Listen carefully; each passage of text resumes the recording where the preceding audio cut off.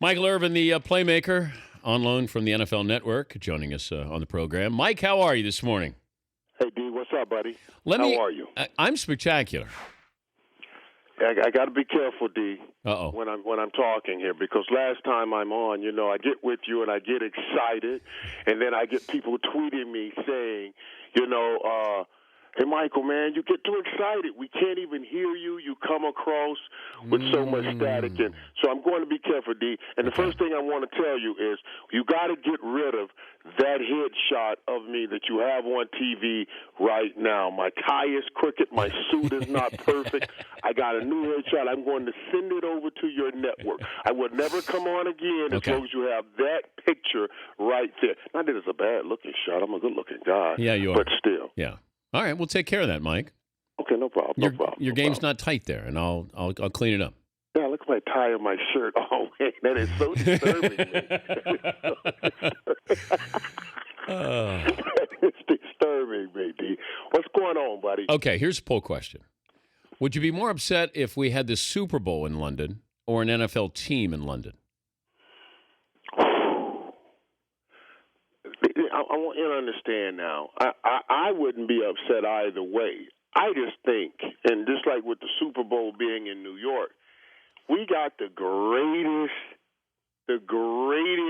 event ever in the history of events. That's what the Super Bowl is. I think it should be on every big stage in the world. Every big stage in the world. I said that. I definitely think it should be in New York. I said that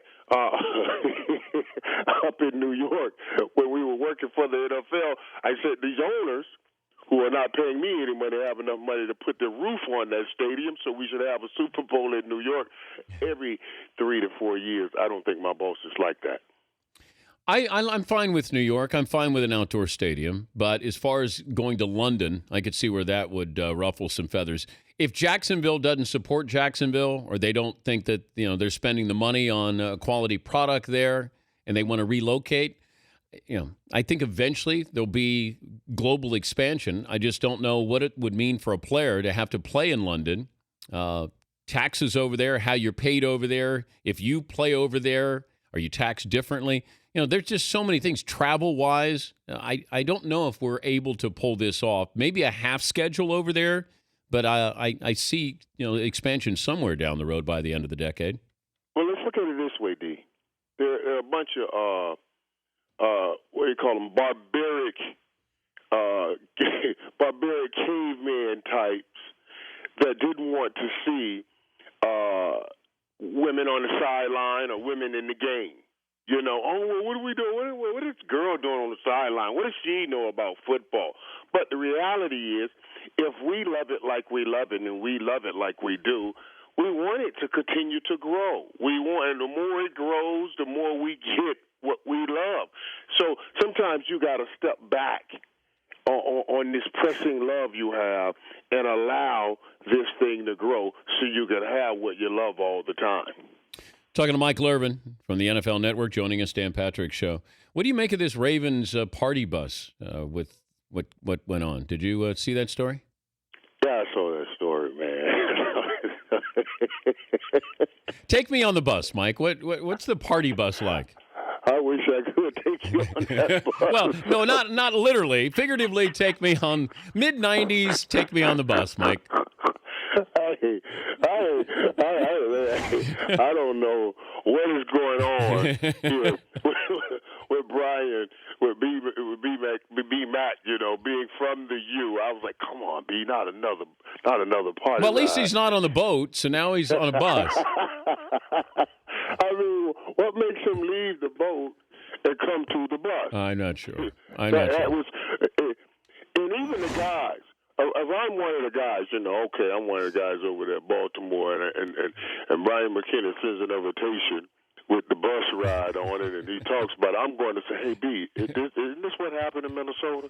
You know what I mean? Yeah. Before maybe we should do that. It's the most amazing thing in the world. Let me tell you what trips me out. What's funny to me is anytime we get a story and strippers are in it, that thing hits talk radio big.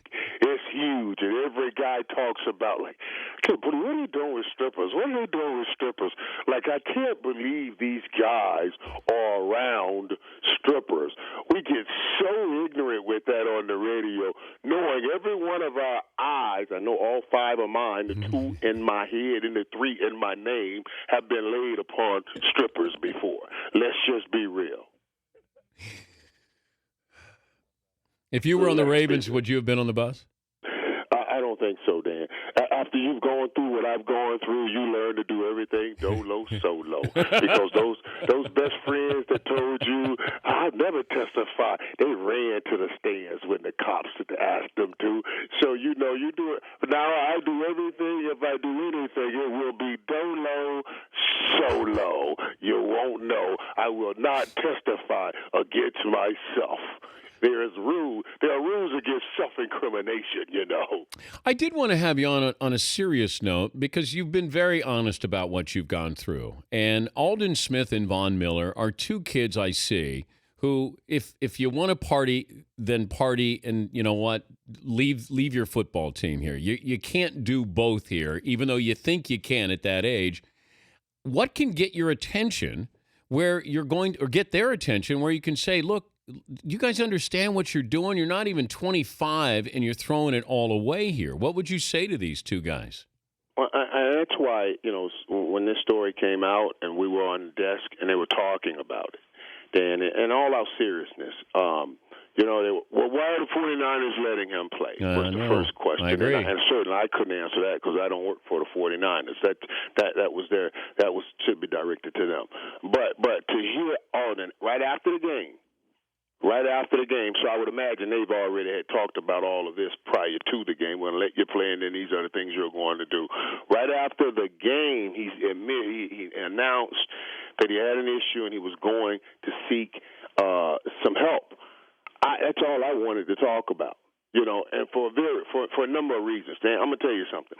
When the NFL first sent me to one of those little places, because when I got called, they make you go into these little classes and you sit and you talk with people. And I remember walking in there like, man, come on, I don't have a problem. I don't really have a problem. I'm just chasing, some women and all of that mess.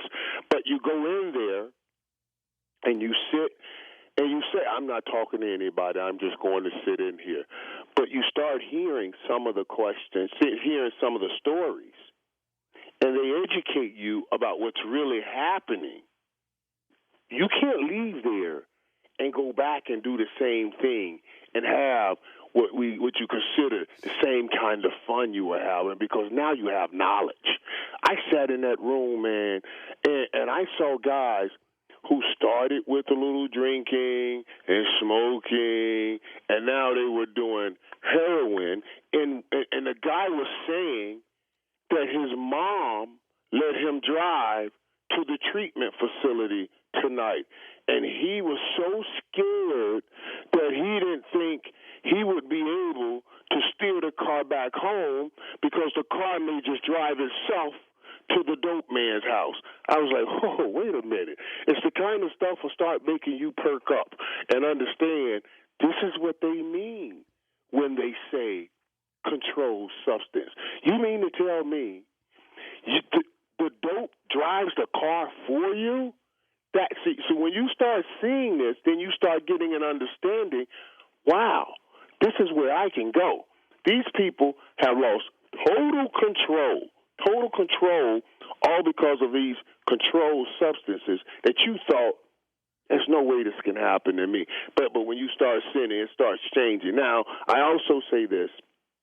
I pray for him because he's so young and he's so great at what he does that you're going back in that environment. In that same environment, and it's going to be tough for him for a long time. The Bible speaks. It's when the Bible says, "Be ye careful not to connect with people that you are unequally yoked." What it means, if you're connecting with people you're unequally yoked with, people that you're not on the same page with, either they're going to drag you in or you got to pull them out. Now that he's out, the people that are still doing all the stuff he's been doing, he has to stop being around them because they'll drag him back in or either he'll pull them out.